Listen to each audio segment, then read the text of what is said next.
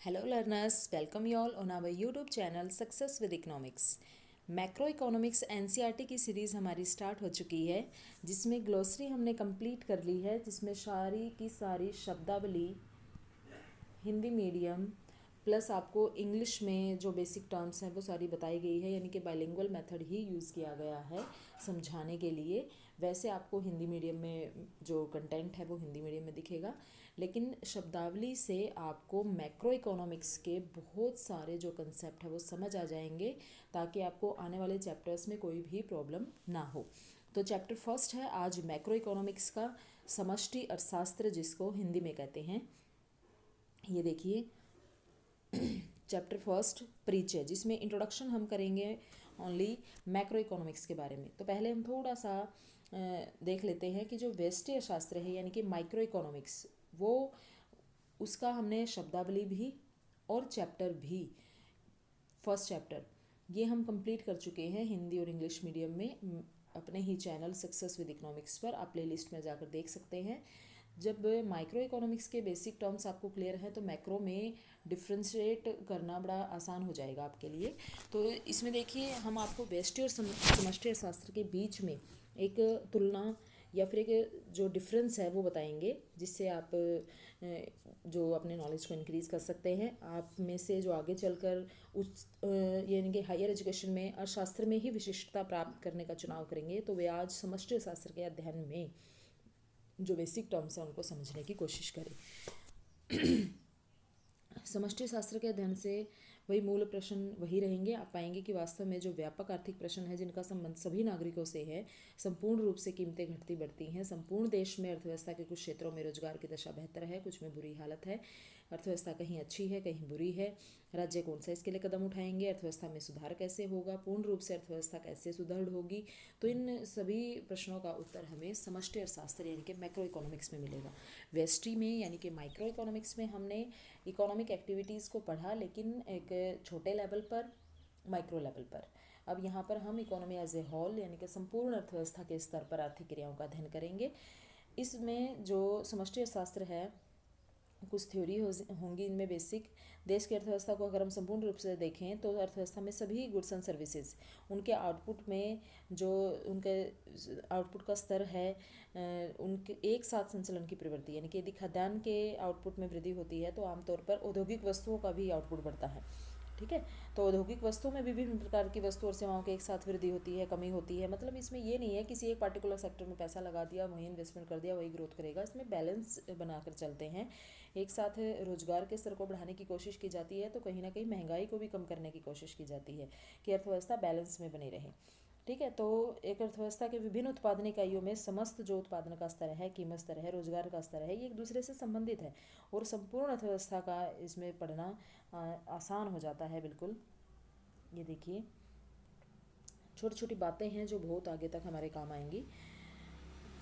अगर हम बात करें किसी भी वस्तु के प्रतिनिधित्व या समष्टि शास्त्र में इस विश्लेषण को और ज़्यादा इजीली तरीके से समझाया गया है कि कैसे कुल उत्पादन और रोजगार का स्तर एक दूसरे से संबंधित है। ब्याज, कीमत, मजदूरी दर, लाभ इत्यादि, इनसे क्या होता है, इनको इसमें सिंप्लीफिकेशन करने में हम जल्दी इसको समझेंगे। सिंप्लीफिकेशन करना आसान है। सिंप्लीफिकेशन इस तरह उपयोगी तरीके से अध्ययन करना, तो वास्तविक वस्तु के साथ क्या होता है, बाजार में खरीदी बेची जाती हैं, कीमत, ब्याज, मजदूरी, लाभ इत्यादि, इनके साथ क्या होता है, तो इन गुणों में तेज़ी से बदलाव आना शुरू हो जाता है, कीमतें बढ़ जाती है, जिसको इन्फ्लेशन कहते हैं। फिर रोजगार का लेवल नीचे आ जाता है, मंदी कहते हैं इसको। अब हम देखते हैं कि कृषि और उद्योग कैसे इंटरडिपेंडेंस है, कैसे सभी प्राइमरी, सेकेंडरी, टर्शरी सेक्टर में संबंध है। एक अर्थव्यवस्था को पूर्ण रूप से देखने के लिए उस देश की अर्थव्यवस्था की कुछ चीज़ों को समझना ज़रूरी है। विभिन्न वस्तुओं को छोड़कर प्रतिनिधि वस्तु पर ध्यान केंद्रित करना थोड़ा सुविधाजनक हो जाता है कि अलग अलग वस्तुओं को ना देखकर हम एक ऐसी वस्तु ले लें जो सबको रिप्रेजेंट करती हो, लेकिन इस प्रक्रिया में किसी वस्तु विशेष के विशिष्ट गुणों की थोड़ी उपेक्षा की जाती है और इसमें हम थोड़ा सा कृषि औद्योगिक वस्तु के उत्पादन की दशाएं बिल्कुल भिन्न प्रकृति की होती हैं, तो हम इसमें किसी एक को ना लेकर हम सभी का अध्ययन करने की कोशिश करते हैं, सभी वस्तुएं लेने की कोशिश करते हैं, विभिन्न प्रकार की वस्तुएं ले सकते हैं। तो हम 3 प्रकार की वस्तुएं इसमें ली जा सकती हैं। अगर हम बात करें अर्थव्यवस्था की, अगर हमें पढ़नी है तो कृषि वस्तुएं, औद्योगिक वस्तुएं और सेवाएं, agricultural goods, industrial goods and services.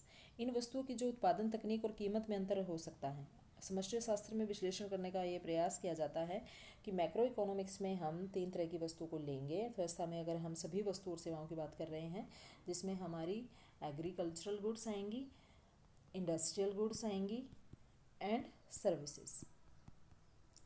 अब हम स्टार्ट करते हैं इसको।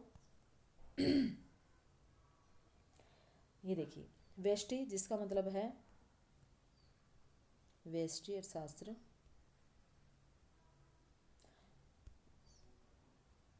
जिसका है मतलब छोटा, एजेंट, एक उपभोक्ता, एक गृहस्थ, एक फर्म, इनमें वस्तुओं के इष्टतम संयोग का चयन किया जाता है। उत्पादक जो अपनी उत्पादित वस्तुओं से अधिकतम लाभ अर्जित करने के लिए अपनी लागत को कम से कम रखता है, वस्तुओं को बाजार में ऊंची से ऊंची कीमत पर बेचता है। तो व्यष्टि शास्त्र में मेनली हम डिमांड एंड सप्लाई के जो व्यक्तिगत बाजारों का अध्ययन है ये करते हैं। लाभ को अधिकतम करने का प्रयास किया जाता है उत्पादक या विक्रेता द्वारा, व्यक्तिगत संतुष्टि, कल्याण स्तर, उपभोक्ता के रूप में। ये व्यष्टि शास्त्र है। माइक्रो है, मैक्रो का मतलब होता है बड़ा, जो संपूर्ण अर्थव्यवस्था को प्रभावित करता है, संपूर्ण देश को प्रभावित करता है, जैसे इन्फ्लेशन, महंगाई, बेरोजगारी। ये मान लिया गया कि व्यक्तिगत क्रेता विक्रेता बदल सकते हैं। व्यष्टि शास्त्र समष्टि शास्त्र के निकट तब आया जब उनमें सामान्य संतुलन यानी कि डिमांड एंड सप्लाई का जो संतुलन था वो हर एक मार्केट में दिखाई दिया। तो आधुनिक अर्थशास्त्र के जनक, इम्पोर्टेंट क्वेश्चन है, father of modern economics, father of modern economics कौन है? Adam Smith.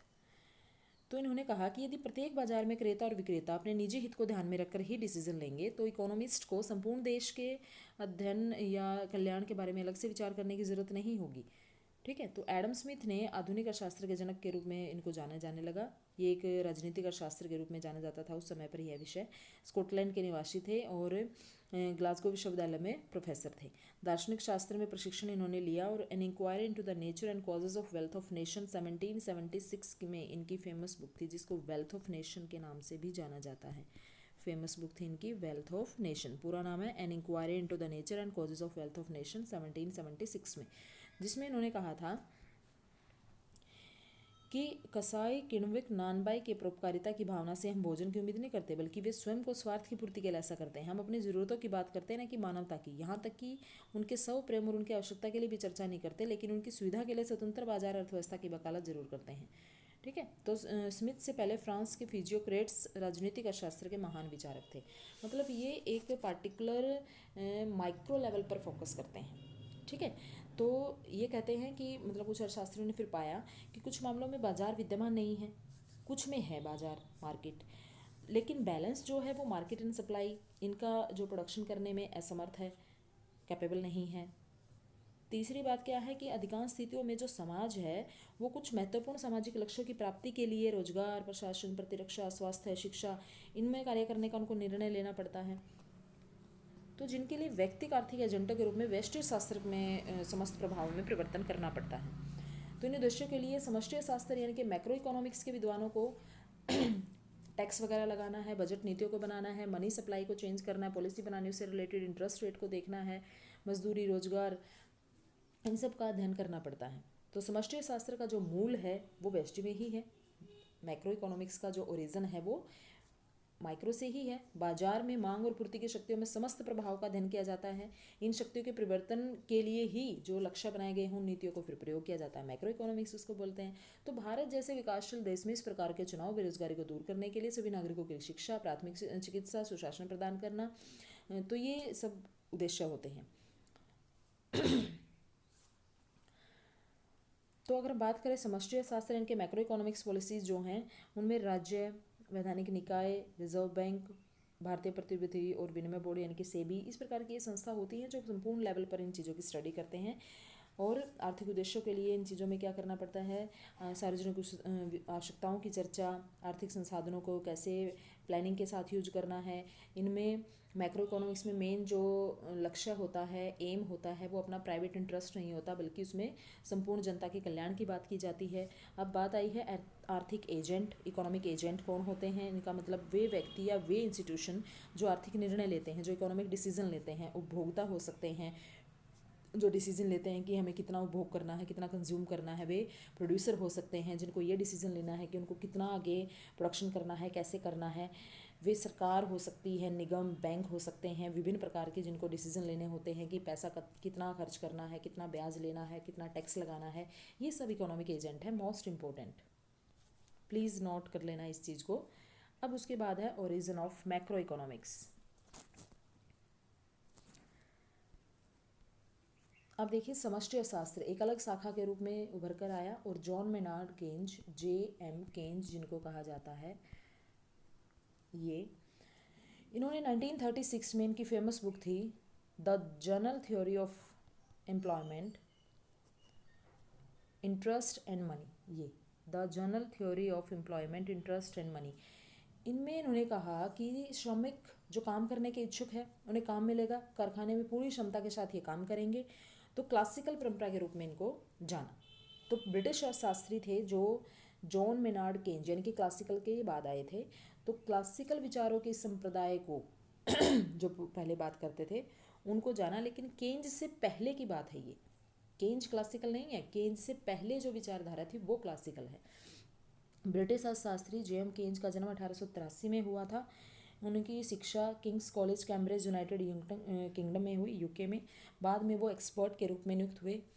प्रथम जो विश्व युद्ध के जो वर्षों में उनकी तीक्ष्ण विद्वत्ता के अलावा, यानी कि शार्प माइंड, उन्होंने इंटरनेशनल राजनयिक के रूप में भी काम किया। इकोनॉमिक कॉन्सिक्वेंसेस ऑफ पीस, शांति के लिए 1919 में युद्ध की शांति समझौते के भंग होने का भविष्यवाणी उन्होंने कर दी थी। और general theory of employment, interest and money 1936 में 20वीं शताब्दी में इनकी बुक आई। और केन्स विदेशी मुद्रा के समझदार सट्टेबाज भी थे, फॉरेक्स जो स्पेकुलेटिव मोटिव था उसके लिए ये प्रसिद्ध थे। तो क्योंकि 1929 में 1929 में अगर बात करें महामंदी आई थी, उसके बाद के वर्षों में देखा गया जो यूरोप और उत्तर अमेरिका के देश थे वहाँ पर आउटपुट और एम्प्लॉयमेंट का लेवल बिल्कुल गिर गया था। इसका प्रभाव दुनिया के अलग देशों पर भी पड़ा। बाजार में वस्तुओं की डिमांड कम थी तो कई कारखाने बिल्कुल बेकार हो गए, श्रमिकों को काम से निकाल दिया। अमेरिका में 1929 से 1933 तक बेरोजगारी की दर 3% से बढ़कर 25% हो गई थी। मायने रखता है 3% से बढ़कर 25% बेरोजगारी की दर हो जाना। तो बेरोजगारी की दर मतलब लोगों की संख्या जो काम करने की इच्छुक है लेकिन उनको काम नहीं मिल रहा है या काम नहीं कर रहे उस हिसाब से, तो ये होती है बेरोजगारी की दर। उस अवधि के दौरान संयुक्त राज्य अमेरिका में लगभग जो आउटपुट था वो भी 33% गिर गया था। तो इन घटनाओं ने अर्थशास्त्रियों को एक नए तरीके से सोचने के लिए प्रेरित किया। और जो महामंदी थी उसके बाद ये महसूस किया गया कि भी प्राइवेट इन्वेस्टर कोई आगे नहीं आएगा, तो केन्ज ने कहा कि इसके लिए गवर्नमेंट को आगे आना पड़ेगा। क्लासिकल कहते थे कि there is no need for government intervention, लेकिन केन्ज ने कहा कि गवर्नमेंट इंटरवेंशन ज़रूरी है। तो अर्थशास्त्र के इसमें देखा कि पूंजीवादी देश की अर्थव्यवस्था का हम ये देखेंगे अध्ययन, मैक्रो इकोनॉमिक्स में क्या क्या करना, प्राकृतिक संसाधनों की कैसे कैसे ज़रूरत पड़ती है, पूंजीवादी अर्थव्यवस्था की परिभाषा क्या है, कैसे उसमें सामान को बनाया जाता है, कैसे श्रमिकों की मजदूरी दर होती है। तो ये सारे जो मानदंड है वो हम इसमें पढ़ेंगे। कैपिटलिस्टिक इकोनॉमी के बारे में मतलब इसमें हम जानने की कोशिश करेंगे। विकसित और विकासशील देशों दोनों में ही कैसे पूंजीवादी क्षेत्र के अलावा राज्य एक अलग संस्था है।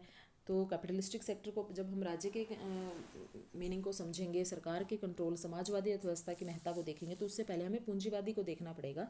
और फिर हमें देखना है कि कैसे राज्य टैक्स लगाते हैं, स्कूल कॉलेज कैसे चलाए जाते हैं, स्वास्थ्य सेवाएं प्रदान की जाती है गवर्नमेंट के द्वारा, कैसे अपने जो खर्चे हैं उनको मैनेज किया जाता है, किस तरीके से फर्म और सरकार एक जो जिसको पारिवारिक क्षेत्र, एक उत्पादक क्षेत्र, बाह्य क्षेत्र, गवर्नमेंट क्षेत्र, ये सारे मिलकर काम करते हैं अर्थव्यवस्था में। किसी अर्थव्यवस्था में सामान को भेजा जाता है, उसको हम एक देश से दूसरे देश में भेजेंगे, जैसे भारत से अमेरिका में तो उसको निर्यात कहेंगे, अमेरिका से मंगवाएंगे सामान तो उसको आयात कहेंगे। तो इस तरीके की विदेशी पूंजी का प्रवाह होता है, पूंजी का भी आयात निर्यात होता है। ये सब मैक्रो इकोनॉमिक्स में हम पढ़ेंगे। और 1930 में ही अगर हम बात करें तो मैक्रो इकोनॉमिक्स का जो उद्भव था वो 1930 में केन्ज के कारण ही हुआ। केन्ज को ही मैक्रो इकोनॉमिक्स का फादर कहा जाता है। महामंदी से विकसित जो देश को धक्का लगा उसमें केन्ज ने अपनी पुस्तक में लिखने की प्रेरणा मिली और उन्होंने कहा कि समष्टि शास्त्र में अर्थव्यवस्था को परिवार, फर्म, सरकार और बाह्य क्षेत्र यानी कि रेस्ट ऑफ द वर्ल्ड, इन 4 क्षेत्रों के रूप में ही देखा जाता है। अब ये देखिए इसकी मूल कुछ धारणाएं हैं। ब्याज की दर, लाभ, महामंदी, उत्पादन के कारक, उद्यमवर्ती, आयात निर्यात, सरकार, मजदूरी दर, आर्थिक एजेंट, निवेश व्यय, ये सब शब्दावली में जो इसके 4 पार्ट मैं आपको करवा चुकी हूँ उसमें ये कंप्लीट है। अगर आपको ये लगता है कि इसी वीडियो के डिस्क्रिप्शन में मैं वो लिंक डाल दूँ तो मैं वो चारों लिंक आपको इसमें प्रोवाइड करा दूँगी, मैक्रो इकोनॉमिक्स की शब्दावली के चारों लिंक। तो आपको बिल्कुल क्लियर हो जाएगा। ये प्लेलिस्ट में आप जाकर चेक भी कर सकते हैं, मैक्रो इकोनॉमिक्स एनसीईआरटी। ओके, आपका नॉलेज बहुत बढ़ने वाला है। प्लीज़ आप सभी वीडियो ध्यान से देखिए, नोट्स बनाइए, like and share this video. Please subscribe our channel success with economics. Thank you very much.